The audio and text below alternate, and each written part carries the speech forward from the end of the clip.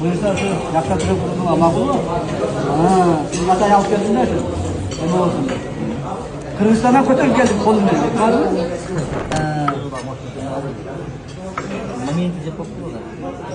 Baldarga atayla bularga kuch quvvat bo'lsin endi shu. Elimizde kuch quvvat bo'lib, elimizde namusini qo'rqayotgan baldarimiz. Это знаешь, это кушает только кыргызы. Только кыргыз. Qaytgasinglar da? Kırgızımızdan emesin. Sessinchi.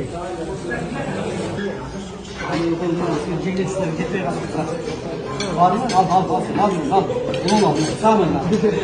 Şunu çek lan. Dur. Tamam sen. Hadi hadi. Kalk gel.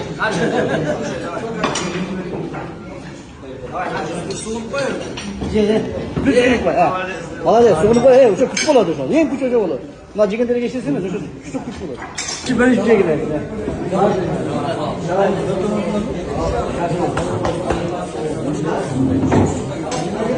Чуть-чуть попробуйте.